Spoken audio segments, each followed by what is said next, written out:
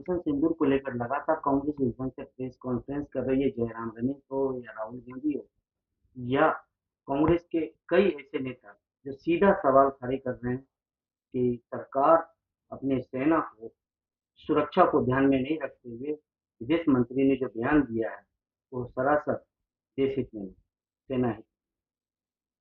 देखिए, कांग्रेस पार्टी एक जो राष्ट्रीय मर्यादा है उसको तोड़ रही है। ऑपरेशन सिंदूर हुआ 22 तारीख को। जिस तरह हमारे लोगों का धर्म पूछकर, कलमा पूछकर मारा गया, पैंट उतार कर देखा गया, फिर मारा गया।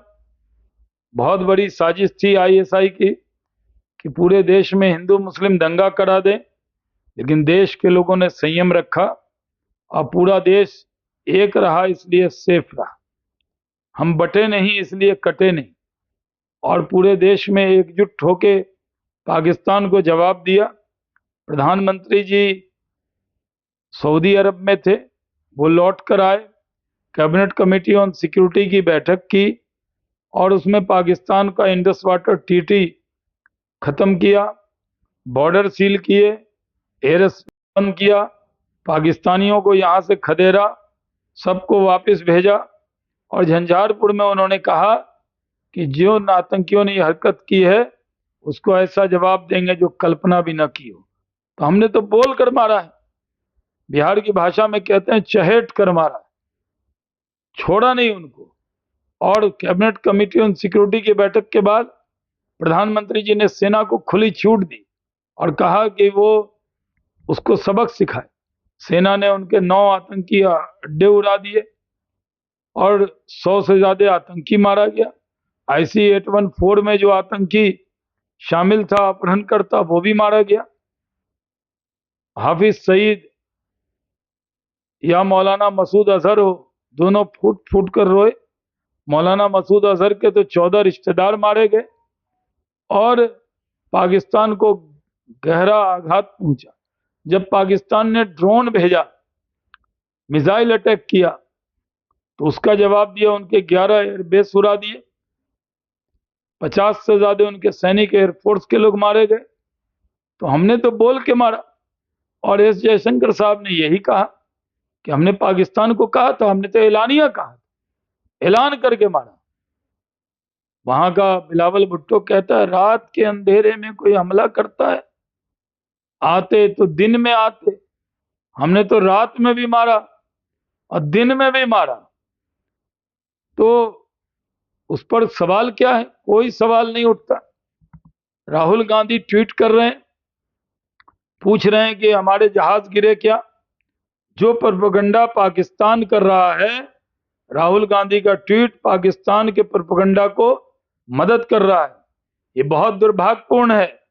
जिस तरह कांग्रेस व्यवहार कर रही है, देश के लोग कांग्रेस को कभी क्षमा नहीं करेंगे।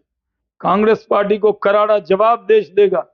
कांग्रेस पार्टी ने पहले भी जब सर्जिकल स्ट्राइक हुई उस पर सवाल उठाए, जब बालाकोट में एयर स्ट्राइक हुई थी उस पर सवाल उठाया।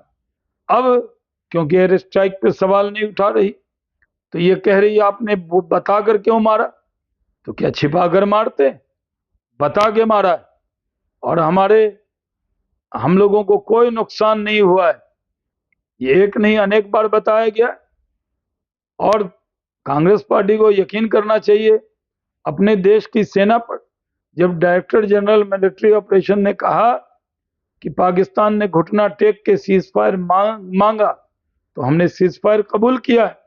इसलिए कांग्रेस पार्टी जिस तरह का व्यवहार कर रही है ये दुर्भाग्यपूर्ण है।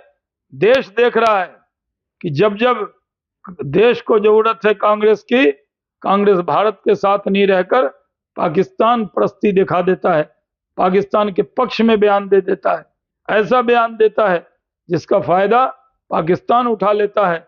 ये बहुत दुर्भाग्यपूर्ण है। प्रधानमंत्री का 2 दिवसीय यात्रा बिहार में होने जा रहा है और 2 एयरपोर्ट और सासाराम 4 लेन का उद्घाटन भी करेंगे।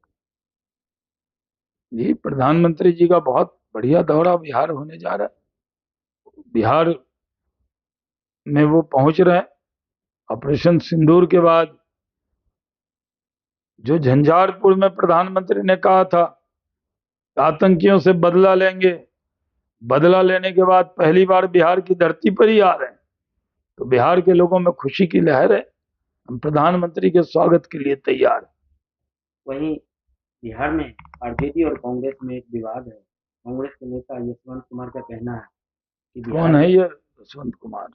ये कांग्रेस के ही अरे हम जानवे नहीं करते हैं तो हम कैसे बोले? राजेश राम जी बिहार के मुख्यमंत्री हैं तेजस्वी नहीं, कौन बोला है?